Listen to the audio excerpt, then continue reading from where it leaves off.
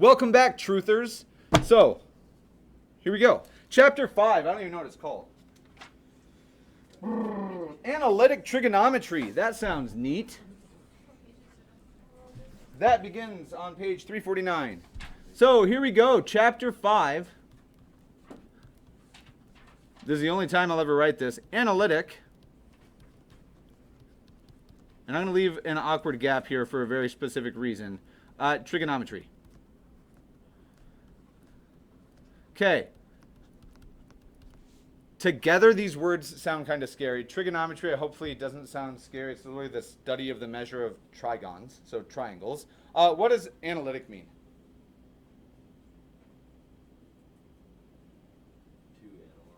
To analyze something. What does it mean to analyze it?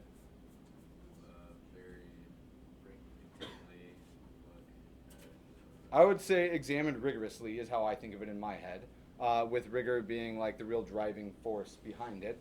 Is there another word that we use pretty commonly in math, specifically, interchangeable with analytic? You've taken a whole class on this, and it's not truly there. But what we're looking at, essentially, is just algebraic trigonometry. Now, analysis is much more specific of a field in math than you're aware of at this point, and that's okay.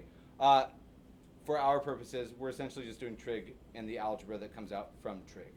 And if you don't like trig but you like algebra, this chapter will hopefully make that trig a little bit easier. Now, you guys have cheat sheets. Is that correct? I'm pretty sure that you do. Right off the bat, I'm not going to write them all because it's a huge time saver. I want you guys to have your cheat sheets out in front of you. Okay, on that cheat sheet, we have looked at SOHCAHTOA. Can I steal this for 1 second? Thank you. On your cheat sheet, and I'm going to rephrase the way that we're doing this question. Okay, did we talk about this? What is it? Okay, did we talk about all these? What are these? What word do we use to remember all this? So they're trig functions. I was looking for SOHCAHTOA, but I agree with you. Did we define the trig functions like this? Okay, what's a reciprocal just in general? 1 over something. Did we talk about defining these functions as reciprocals of the others? Okay, we've hit it. How many of these do I expect you to remember? 1. 1, 2, or 3? Which one? 1. This is the only one that I care about because the others are one step away.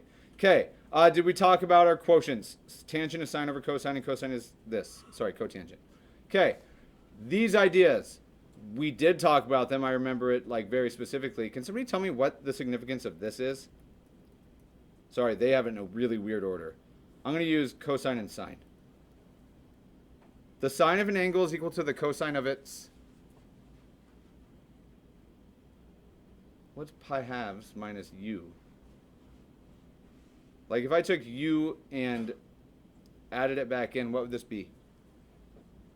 Pi halves minus u plus u if I added it back in. What would they add up to? It'd be pi halves. And two angles that add up to pi halves, harder to think about. What if we said instead, I don't know, two angles that add up to 90? Complementary. These are the complementary identities. Cosine of 20 is equal to the sine of its complement, or 70. Cool. What I was trying to show you on that calculator earlier, that black calculator that if you guys take calc with me next year, those are the ones that we'll be using. I'll have to teach you how to use a fancier, newer calculator. But one irritating thing that it does, and awesome thing that it does at the same time, is if I type in the cosine of 30 degrees, and I don't tell it how I want the answer, it answers back that, oh, yeah, it's a sine of 60 degrees. And it just gives me the answer in the reciprocal or in the cofunction identity, which is silly, but it does. Okay. Do we talk about these? We did, right? So the fact that sine of negative u is negative sine u says it's odd. Cos of negative u is cos u says it's even. Odd, odd, even, odd. Okay. We talked about everything on the left side. We've not discussed any of these ones yet. Cool. We're building up to them. Everything that we do today in lieu of writing all of those identities down back in your notes, which I don't think is a good use of our time, we're going to jump right in. And our first main section looking at this is 5.1. And I said chapter, but this is chapter 5. And 5.1, the actual name of this is called the fun, emphasis on fun, fundamental identities. You really don't have to capitalize fun like that. I just like to do it all the time.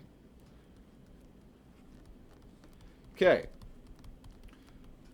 Fundamental. These are the identities that we can use to do, I would say, 90% of anything that we're going to have to do trig related, whether it's in this class or Calc 1, 2, 3, differential equations. Doesn't matter. All of this stuff relies on this, which means if we're talking about fundamentals of trig, if there's a part of it that you don't get, will that spiral out of control and cause a bad time later, or is it just okay to not get it? If you don't understand the fundamentals, are you ever going to be successful? So when you don't understand something fundamental that we do in here, what are you going to do? Bet. Okay. Does it feel as awkward for you guys when I do that, or are we just good? Some of you are normalized at this point. All right. Here we skibbity. We're going to jump right in with examples. And I know that that's unique. Our entire focus for this first section is getting more and more practice with how do we rewrite and change these things. So our main focus over the next couple days is simplifying or simplify trig expressions using, any guess on what we're going to be using?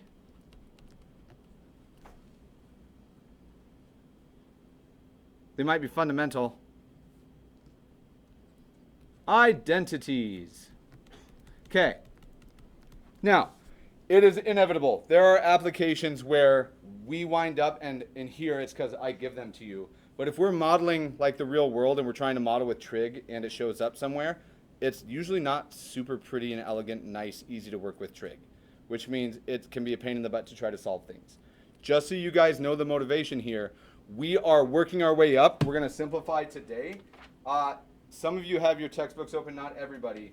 But we're going to start looking at things, and I'm just trying to get to the end here. We are going to eventually, oh my gosh, where is it? I know it's in here. Sorry, I got not distracted necessarily, but evaluating functions. Okay, we're going to start doing things that look like this. And you don't have to write this yet, but if I asked you to do this, could you? Right now, do you think you could solve this equation? Yep, if I said, hey, this is a graph that has some x-intercepts or solutions, we could probably find them. But right now, we don't have the ability to do it. We will. We're just going to take that algebra idea where we factor and do all those things we've already seen before, and we're going to apply it in this context. We're going to solve equations that we've never been able to solve before. This is what we're building to. But turns out that this is unnecessarily ugly, and this one's not terrible right now, but let's jump right in and start developing the skills needed to solve those. So, using our identities that we have available to us, all we're going to do is simplify. And we're going to begin with the following. I want to rewrite in a simpler way, which is kind of subjective, but I want to rewrite the following. I want us to rewrite cos squared, and deciding moment here, are we using x, theta, t, or can I switch between everything all the time? Okay. I want us to simplify cos squared x times the cosecant of x minus the cosecant of x. Now, there's no equal sign, which means we can't manipulate two sides of an equation because we don't have an equation. All we're trying to do is hopefully agree that this is kind of ugly currently. And through a little bit of use of these fundamental identities, hopefully we can rewrite this in a way that's less ugly, and we can all agree that it is indeed less ugly. So looking at this expression, there's not just a telltale, this is exactly the way that we do it. We have to kind of play the math game, which I hope is something that you'll learn to love. Or, hold on, it doesn't matter what the word is. Okay, I just want ideas. I see something algebraically that I can do to this without ever thinking about trig. Do you guys see anything algebraic? Talk with your neighbors for a second. I'm just looking at what does the algebra tell us we should do here. No trig needed yet. Talk it out. I don't know if you have any questions. What does the algebra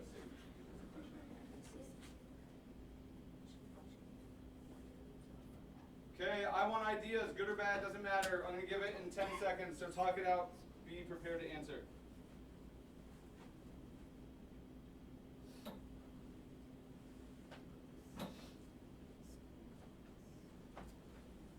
Okay, hopefully cry is not the answer. Let's see who wins, though. Anybody have a calculator handy? You want to be my number picker today? I didn't take attendance. No, there's 11 because Sean's gone. You didn't take attendance either. Okay, will you hit enter and let me know the number? Number Riley. What's the algebra say, do you think? I don't care what your answer is as long as it's something. What do you mean what does my algebra? Like if I said simplify this, and that's all I said, is there anything clear that if you just think about algebra and what we've seen before, that looks like it could be done? I don't see.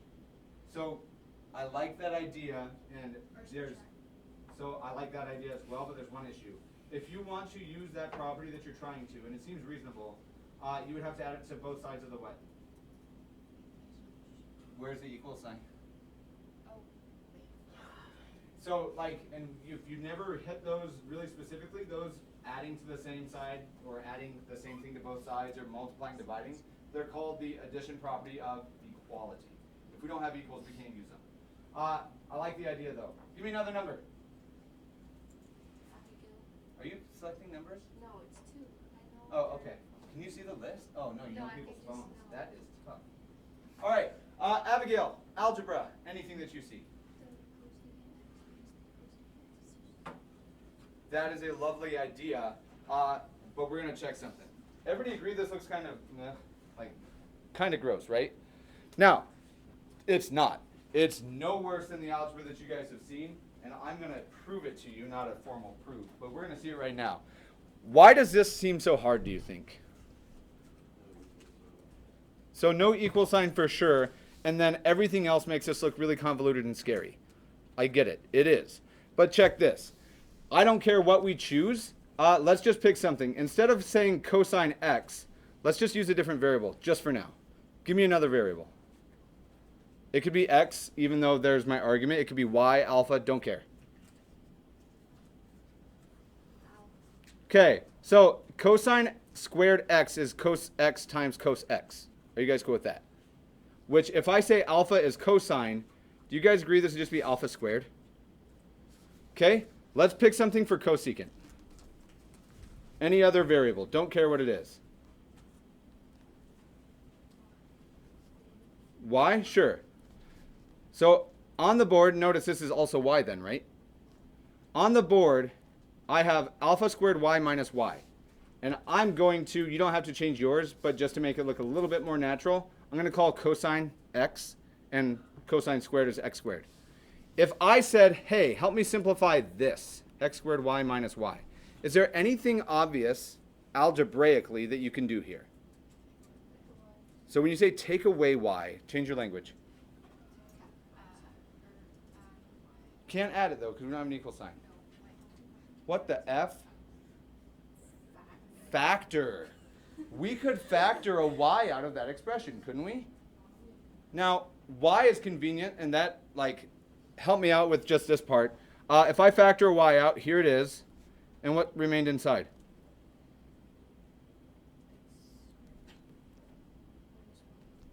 Minus what? But I took the y out of both of them. Because now if I distribute through, I get x squared y minus y. Because we divided when we factored, right? Okay. This algebra right here. Thumbs up, thumbs down. Thumbs up means I'm good.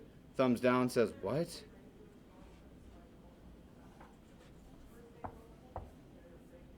All right. Everybody agree that this is maybe algebra 2, but probably algebra 1. Okay. Let's go back here and not make it look like algebra 1. Is this problem really any different? What do they both have? They both have a cosecant x. What could I factor out? So check it out. I'm going to add an equal sign, but I'm not saying this equals another side because we don't have that. It might be more appropriate to say this implies the following must be true. If I take a cosecant x out of this, and I'm going to stop drawing my parentheses just so you guys are aware. If I need them, I will. What stayed inside?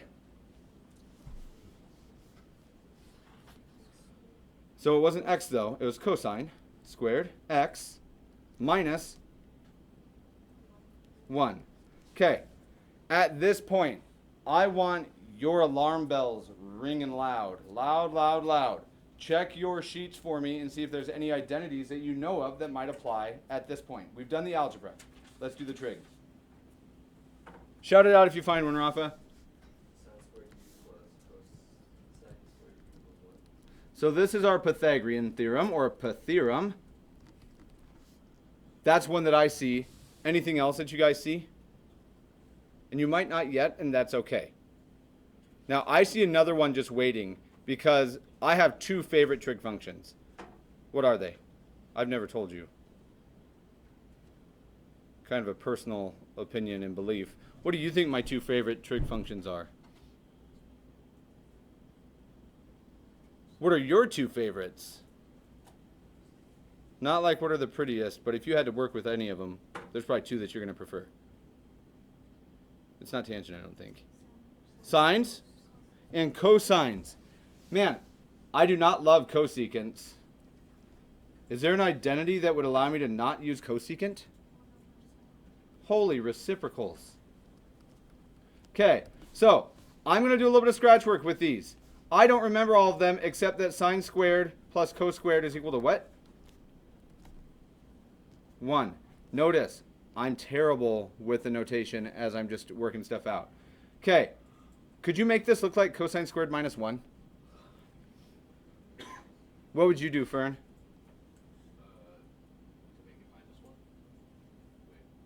I want you to rearrange this so it says cosine squared minus 1 on one side.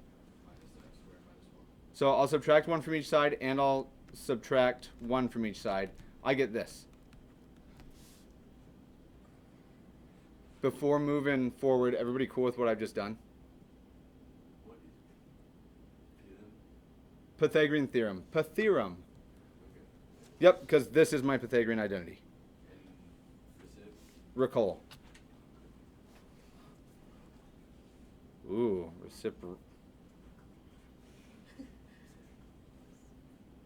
Is it an I or an O?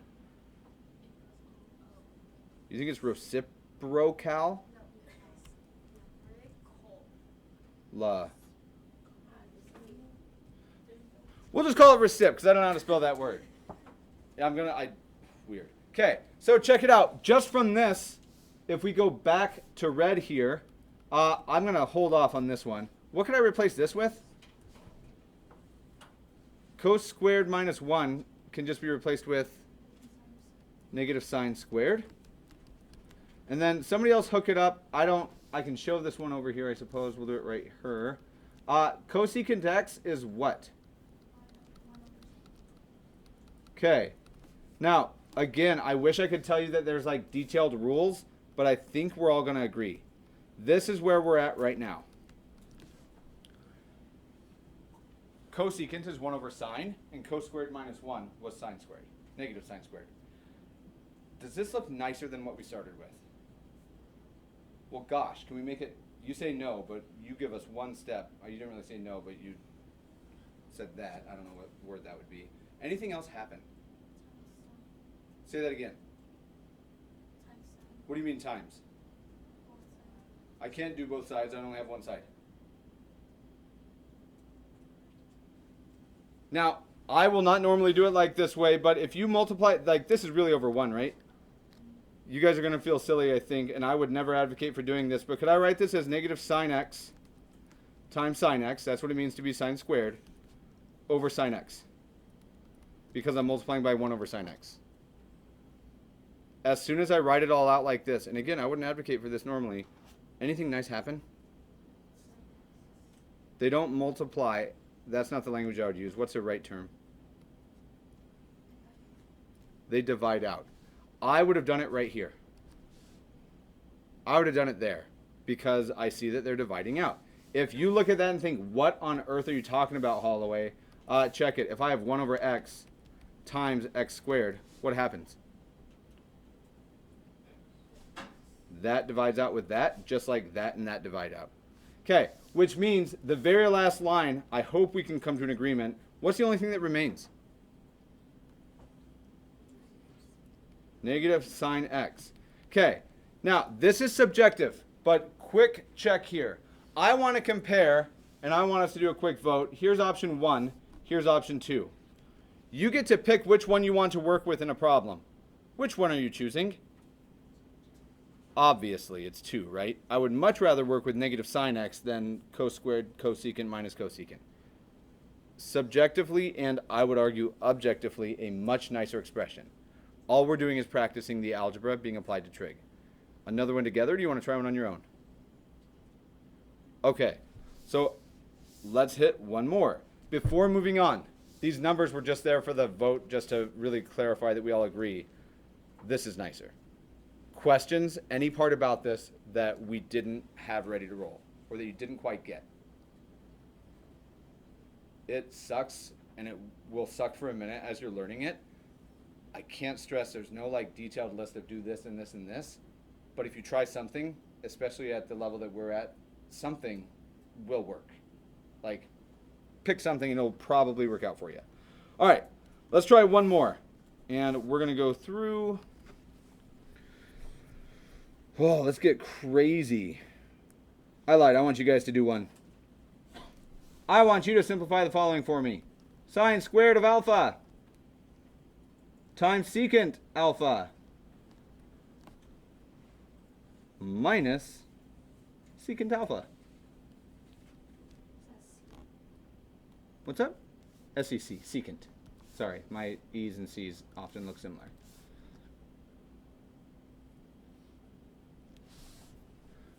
Cool. You do not have to do exactly like I did. I'm going to do it in a really convoluted way to see if we get the same thing. I want you guys to talk it out. Do not pay attention to what I'm doing. It's going to look dumb. Once you factor out the secant, this, you'll see, I don't remember them. I do this literally every time. I usually do it in my head, but that's okay. This is negative cosine squared. And secant is defined as what? And Riley, I saw that you had this. 1 over cosine? Cosine dividing and cosine multiplying. I wind up doing it your way or this way with negative cosine, right? Now, if for whatever reason, let me get here and we'll say there we are, and it's negative cosine alpha, and you're done. This is, you can't simplify it anymore. If you didn't notice it right off the bat and you decided that, nope, I hate secant so much I'm going to change it immediately, this is a reasonable first step. I then rewrite it as a single fraction and recognize that they have a common denominator. I shove them together and I see that identity just shows up all the same. I substitute and I simplify. Regardless of your first step, as long as you applied an identity, you're going to wind up at the same spot. There's really not a wrong first move. Okay, I have one more that I want you guys to do, and this is going to be your homework for the night. Okay, example, this is a new example. Instead of just simplifying, we're going to factor. And, oh yeah, I got 45 seconds to lay this out. Perfect. So here we go. We're getting crazy. I want us to factor. Ooh. Yep, I'll give it to you. Sine squared x minus cosine squared x. If you look at this and you think, what? I have a suggestion for you. If you do not have factoring yet, you need to go back through. I don't remember. I call it a roadmap. You guys didn't like that phrase. I don't remember which one we went to. The flow chart that we made for factoring, check it. Now, sine squared and cosine squared are kind of ugly. There's a lot of stuff that you can do. There's identities waiting everywhere. However, hypothetically, if I called this A and called this B, I am essentially dealing with A squared minus B squared. It probably works out nice. We'll see that tomorrow. Peace out. Hope to see all the games tonight cheering real loud.